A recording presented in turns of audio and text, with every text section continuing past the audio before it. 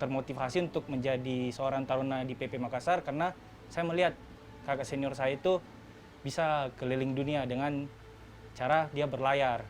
Dan semua itu dia dapatkan dari PP Makassar ini, Kak.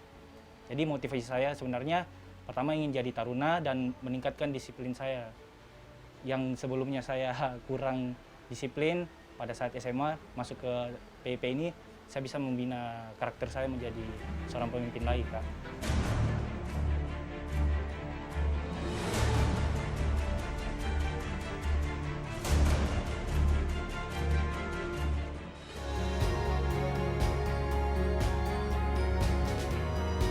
Sesaat lagi Anda akan menyaksikan BL Ways in association with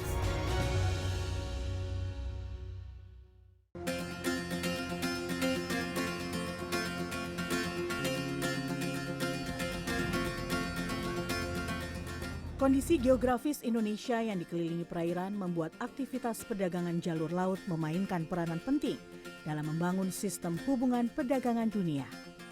Di zaman pemerintahan Hindia Belanda sejak beroperasinya kapal uap dan dibentuknya perusahaan pelayaran kerajaan Belanda KPM pada akhir abad ke-19 di Amsterdam, terjadi perubahan dan kemajuan besar dalam pelayaran antar pulau di Indonesia. Perubahan ini terutama terjadi di kawasan kepulauan bagian timur, seperti Sulawesi, Nusa Tenggara, dan Maluku. Kehadiran kapal uap dan perusahaan pelayaran KPM telah mengubah aktivitas perdagangan dan pelayaran di masa itu. Pelayaran KPM yang tak memandang musim, di satu sisi membawa kemunduran terhadap pelayaran perahu-perahu tradisional masyarakat pribumi seperti Pandewakang, Palari, dan lain-lain. Namun di sisi lain, hal itu juga telah memperkenalkan penggunaan teknologi pelayaran dan perkapalan yang lebih modern di Hindia Belanda. Penggerak pelayaran di Hindia Belanda adalah orang-orang Eropa, terutama Belanda dan Inggris. Sejak permulaan abad ke-20 telah diupayakan adanya sekolah atau instansi pendidikan yang bergerak dalam bidang pelayaran. Tujuannya untuk melatih orang-orang pribumi di Hindia Belanda untuk penerapan ilmu serta teknologi pelayaran dan perkapalan. Sekolah tersebut diharapkan menjadi tempat khusus untuk melatih para calon perwira kapal, terutama dari kalangan pribumi di kapal-kapal milik pemerintah kolonial Hindia Belanda. Jadi sebenarnya memang sekolah-sekolah ini dibangun untuk pribumi, tetapi untuk memainkan peranan di dalam armada kapal kolonial, baik kolonial Belanda maupun kolonial Jepang. Jadi itu kebutuhannya untuk sekolah pelayarannya. Sedangkan yang di Jawa juga demikian, untuk memainkan peranan misalnya bangunan kapal, masinis, dan seterusnya. Nah dalam hal itu dia sangat memenuhi, tetapi sekali lagi tidak untuk armada pribumi sendiri, tetapi armada yang dikelola oleh pemerintah kolonial, baik kolonial Belanda maupun kolonial Jepang. Perkembangan sekolah-sekolah dan akademi pelayaran di dunia saat ini tidak dapat dipisahkan dari sejarah sekolah kejuruan pelayaran di Prins Hendrikade, dulu Ikrat, Amsterdam, Belanda, yang berdiri sejak 1785. Pendirian sekolah khusus pelayaran di Belanda kemudian mengilhami pembangunan sekolah pelayaran yang hampir sama di wilayah koloni. Sekolah khusus pelayaran untuk pelaut pribumi di wilayah Hindia Belanda akhirnya dibangun di Makassar. Sebelumnya pendidikan untuk para pelaut pribumi bertempat di Batavia, Jakarta, yang dilakukan langsung di atas kapal. Sekolah di Makassar ini diberi nama Sekolah Kejuruan untuk Awak Kapal Pribumi di Makassar. Sekolah itu didirikan untuk memenuhi kebutuhan akan pelaut dari kalangan pribumi oleh Angkatan Laut Kerajaan Belanda di Hindia Belanda. Hal baru berubah nanti di awal abad ke-20, setelah Perang Dunia Pertama, baru dirasa penting bagi pemerintah Hindia Belanda untuk membangun sekolah. Nah karena itulah di tahun 1915 dibangunlah sekolah yang di Makassar yang namanya Quick School for Inlandse Scheppelingen atau sekolah kejuruan untuk pelaut-pelaut pribumi. Sebenarnya sekolah itu direncanakan akan dibangun di Padang, tidak di Makassar. Tetapi kemudian oleh pemerintah pada saat diputuskan di Makassar karena dua hal. Pertama, letaknya di tengah jaringan laut.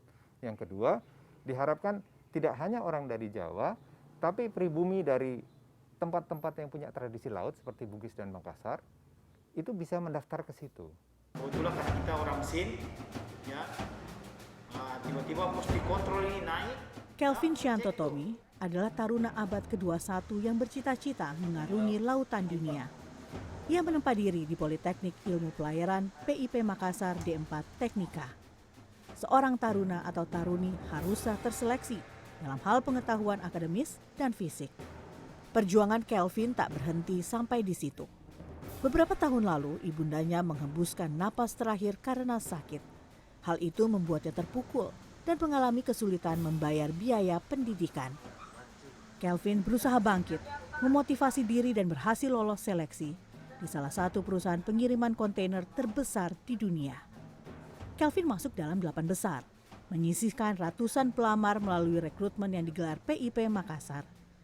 Selama setahun praktik laut, ia mengantongi uang saku $1.000 Amerika per bulan atau sekitar 14 juta rupiah. Hasil jerih payahnya itu sebagian ia gunakan untuk membayar biaya pendidikan semester.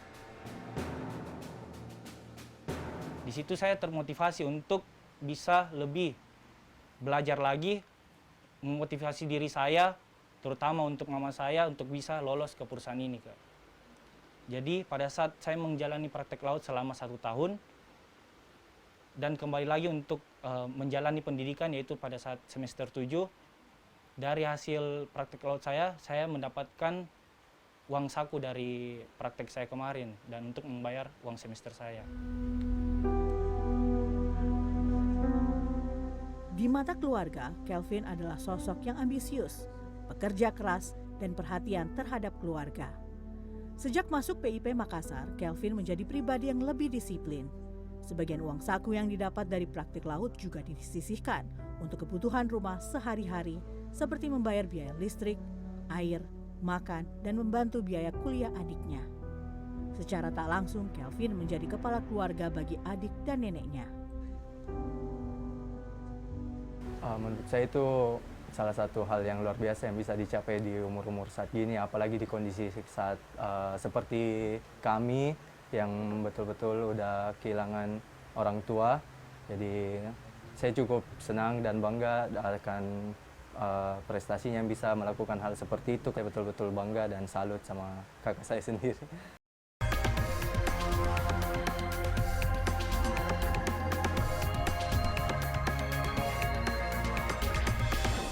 Saya sangat bersyukur karena kerjasama yang diadakan PIP ini dengan perusahaan saya kemarin, karena saya tidak perlu lagi untuk mencari perusahaan pada saat saya selesai sekolah dari PIP ini.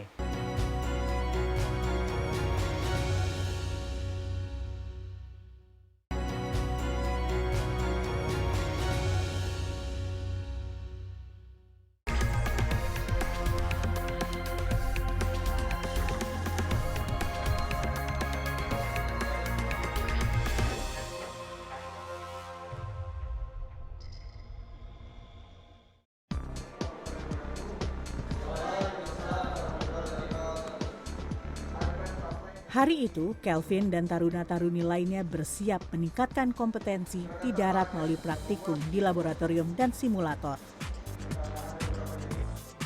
Terdapat 51 ruangan laboratorium dan simulator dengan kapasitas 12 hingga 24 orang tiap ruangan yang terbagi di kampus 1 dan 2. Pemberian materinya disesuaikan dengan masing-masing jurusan.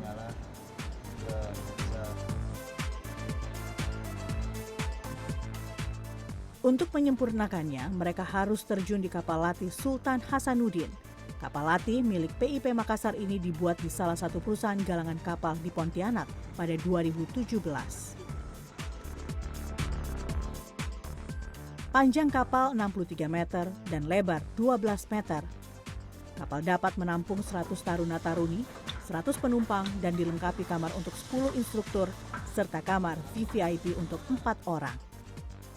Tiap semester, taruna-taruni memiliki jadwal praktik di kapal latih, materi navigasi untuk jurusan nautika,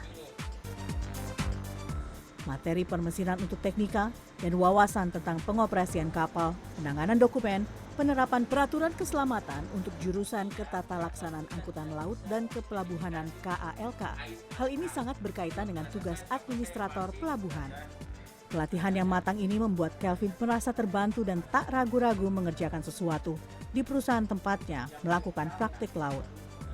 Kemampuan berbahasa Inggris yang dipelajarinya di PIP Makassar juga memudahkan Kelvin dalam menjalani praktik laut.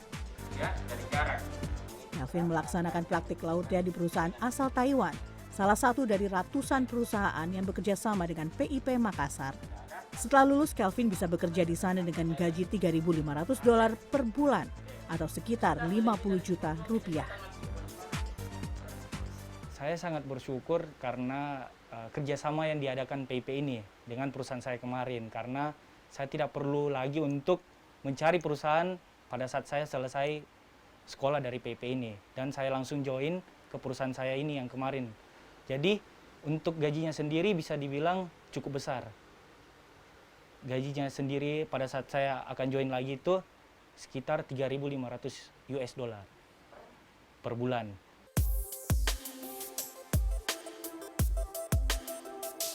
Lembaga pendidikan tinggi vokasi yang saat ini dikenal sebagai Politeknik Ilmu Pelayaran Makassar memiliki akar sejarah yang panjang. Lembaga yang merupakan institusi pendidikan bidang maritim tertua di Indonesia ini bermula dari sekolah kejuruan untuk awak kapal pribumi di Makassar. Sejalan dengan meningkatnya kebutuhan anak buah kapal, pada 1921 dibangun gedung sekolah untuk menampung para calon kelasi atau awak kapal. Momentum itu menjadi bukti sejarah cikal bakal berdirinya PIP Makassar. Sekolah ini pernah ditutup dan dibuka kembali, serta mengalami beberapa kali pergantian nama sesuai jenjang pendidikan dan perkembangan zaman. Sejak 1999, Balai Pendidikan dan Latihan Pelayaran Ujung Pandang telah berganti nama menjadi Politeknik Ilmu Pelayaran PIP Makassar dengan program pendidikan Diploma 4 Pelayaran. Pada 2010 hingga 2016, gedung kampus 2 PIP Makassar telah dibangun di Jalan Salodong, Kelurahan Untia, Kecamatan Biringkanaya, Makassar. Sementara itu, kampus 1 tetap berada di Jalan Tentara Pelajar, Kelurahan Malimongan Tua, Kecamatan Wajo, Makassar. Sebelum pandemi, taruna-taruni diwajibkan tinggal di asrama kampus. Institusi PIP Makassar sejak 2020 hingga 2025 terakreditasi dari Badan Akreditasi Nasional Perguruan Tinggi.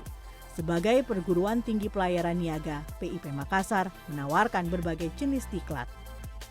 Program pendidikan dari PIP Makassar ada pembentukan, yaitu untuk diklat ketarunaan, di mana diklat pembentukan ini ada beberapa inputan, ada polbid, ada reguler, dan ada mandiri. Kemudian diklat peningkatan dalam hal ini yang perwira siswa atau PASIS, di mana inputnya adalah dari mereka yang sudah jadi pelaut untuk mengupgrade pendidikan dan pelatihannya untuk meningkatkan kompetensinya.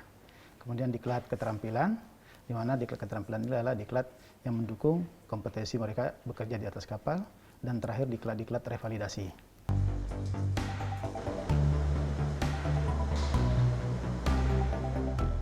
Tiap tahun terdapat sekitar 500 taruna-taruni lulusan jurusan Nautika, Teknika, dan Ketatalaksanaan Angkutan Laut dan Kepelabuhanan.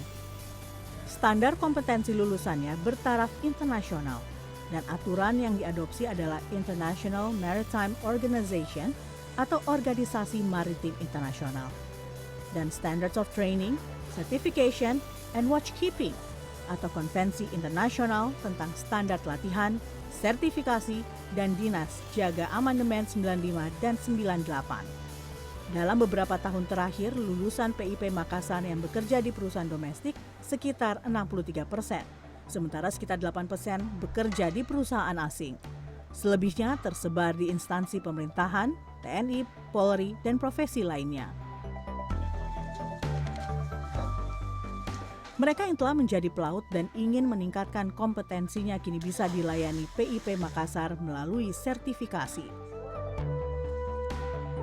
Sejak akhir 2009, PIP Makassar berubah dari Satuan Kerja Penerimaan Negara, bukan pajak PNBP, menjadi Badan Layanan Umum. BLU merupakan satuan kerja di bawah Kementerian Keuangan. Perubahan ini membuat PIP Makassar mempunyai keleluasaan untuk mengembangkan program pelayanan pendidikan. Dengan berubah menjadi Sarkel BLU, mempunyai tugas tentunya memberikan pelayanan yang lebih baik. Tentunya pengembangan program-program diklat yang ada, baik program pokok, kalau di PP Makassar sekarang ada Nautika, Teknika, dan KLK. Tapi ada sertifikat-sertifikat pendukung yang harus dikembangkan supaya pelaut kita memiliki kompetensi, memiliki profesiensi, sehingga memenuhi syarat untuk melakukan pekerjaan di atas kapal, memenuhi standar kompetensi yang diharuskan oleh International Maritime Organization. Dari segi perekonomian tentunya negara mendapat keuntungan bahwa memberikan pelayanan kepada masyarakat dengan rupiah murni yang lebih kecil. Kalau kita bandingkan 2015 PIP Makassar ini memiliki target 53 M. Sekarang ini lompatannya sudah 4 kali lipat. 140 miliar dapat target pendapatan dapat dicapai sehingga layanan kepada masyarakat jumlahnya lebih besar.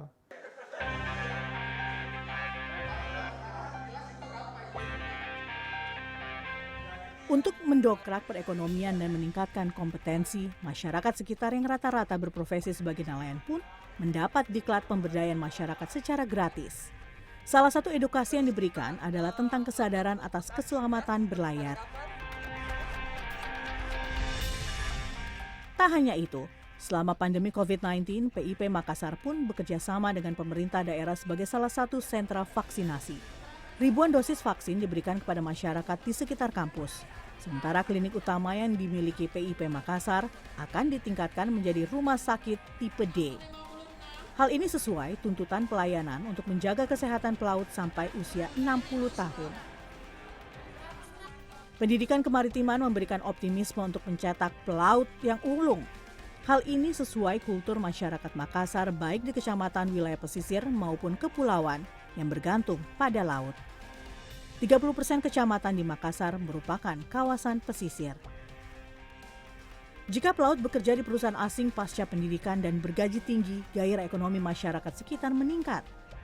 Selain mampu mengangkat harkat martabat keluarga, juga menyumbang devisa negara. Bisa dibayangkan kalau 1.700 pelaut kemudian mengirim dananya ke ibu bapaknya di kota Makassar. Ini merupakan bangkitan ekonomi yang luar biasa. Ya, secara kapital ini memberi sumbangsi besar dalam perkuatan ekonomi di Kota Makassar yang pada saat sebelum COVID 8,79%. Saya curiga justru positioning Makassar yang begitu kuat secara ekonomi growth itu salah satu ditopang oleh hadirnya ribuan pelaut yang bekerja di luar kemudian mengirimkan uang fresh money kepada keluarganya sehingga ketahanan ekonomi resilient mereka cukup kuat. Makassar ini cukup kuat secara pertumbuhan ekonomi. Namanya pelaut itu, di laut tidak ada abu-abu, hitam atau putih. Terus nakhoda ataupun chief engineer, siapapun prioritas kapal harus cepat mengambil keputusan.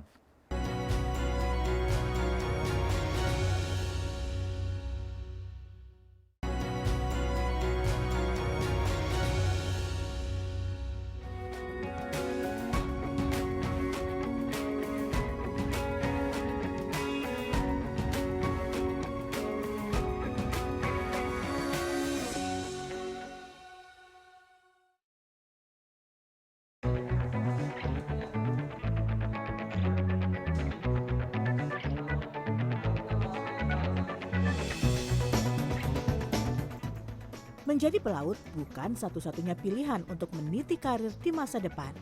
Albert Berhard Aritonang, salah satu alumni PIP Makassar, memilih jalan lain melalui jurusan Ketata Laksanaan Angkutan Laut dan Kepelabuhanan atau KALK. Keinginan Albert sederhana saja, ingin cepat bekerja setelah lulus kuliah. Bertemu kawan-kawan dari berbagai pelosok negeri dan tinggal bersama di asrama, Albert seperti menemukan keluarga baru dalam satu angkatan. Meski latar belakang mereka bermacam-macam. Ketika kita pendidikan, hampir tidak ada perbedaan kita orang mana, dari mana, agama mana. karena setiap acara selalu bersama. Contoh, ibadah keagamaan, semua kita bersama-sama. Mau itu ibadah perayaan agama Muslim, Nasrani, Taruna itu bersama. Disitulah sebenarnya kita lihat Indonesia banget gitu. Tidak ada perbedaan ras sama sekali. Itulah yang terbawa sampai kami lulus. Ketika kami lulus, yang pertama kita cari adalah teman satu angkatan. Kalau tidak ada teman satu angkatan, senior atau junior. Dengan menyebutkan nama alumni, maka kita otomatis akan disambut seperti layaknya saudara, kakak, dan adik.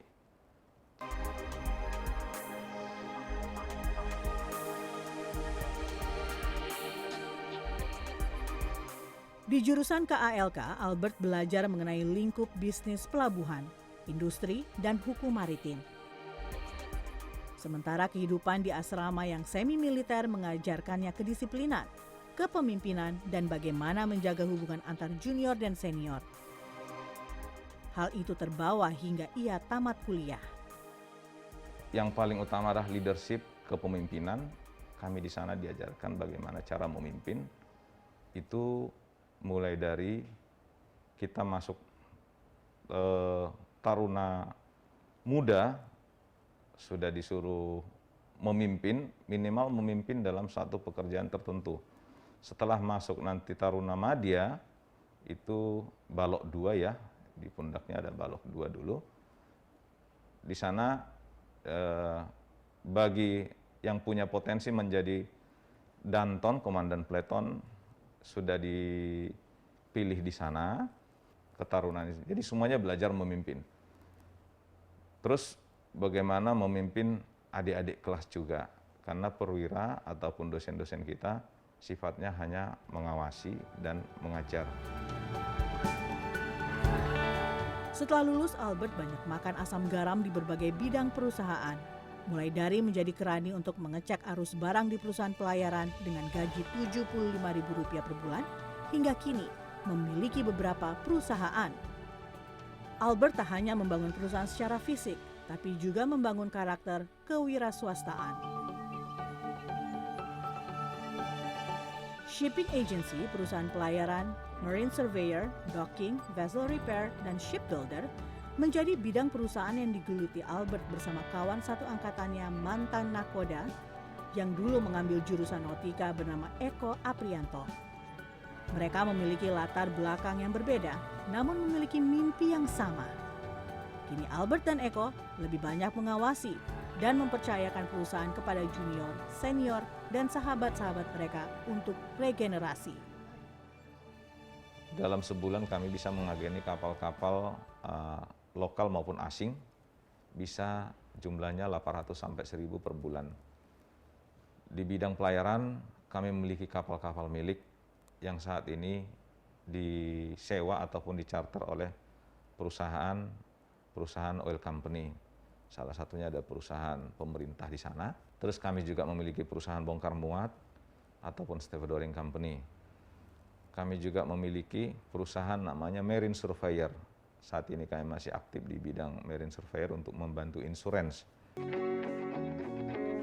Untuk mengembangkan bisnis dan menjaga marwah perusahaan, Albert tentu membutuhkan kepercayaan. Ia pun menggandeng komunitas alumni PIP Makassar untuk bekerja sama dan menyerap sebagian tenaga kerja. Pendidikan dari kampus yang sama menciptakan keakraban, dan itu menjadi caranya untuk mendirikan perusahaan. Pendidikan di PIP Makassar benar-benar mengubah Albert yang pendiam untuk bisa tampil sebagai pemimpin dan mengambil keputusan. Pilihannya mau tidak mau atau terpaksa dan dipaksa. Namanya pelaut itu, di laut tidak ada abu-abu, hitam atau putih. Terus nakhoda ataupun chief engineer, siapapun prioritas kapal, harus cepat mengambil keputusan. Karena tidak ada tempat lain minta tolong di laut. Itu secara langsung mempengaruhi kami walaupun bukan pelaut. Jadi kami juga di darat harus diambil keputusan, masalah nanti, urusan nanti, yang penting saat ini ada keputusan, baru kita lihat apa hasil dari keputusan itu.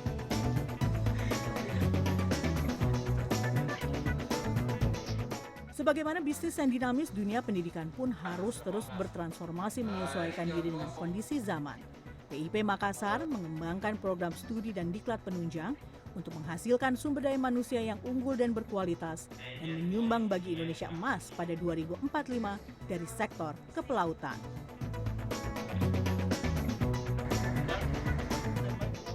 Sang taruna Kelvin pun bersiap merealisasikan mimpinya berkeliling dunia dan bersaing melalui keilmuannya sebagai seorang pelaut.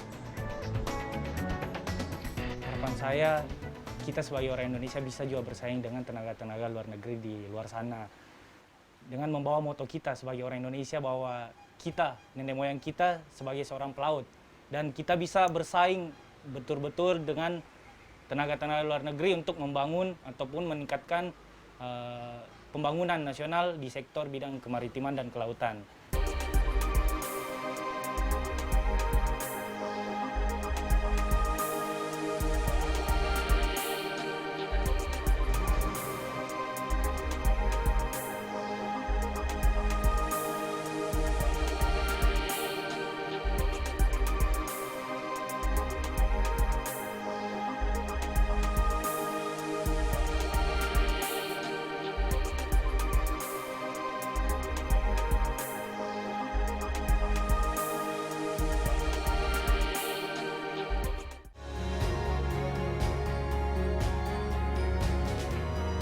Terima kasih Anda telah menyaksikan BL Ways in association with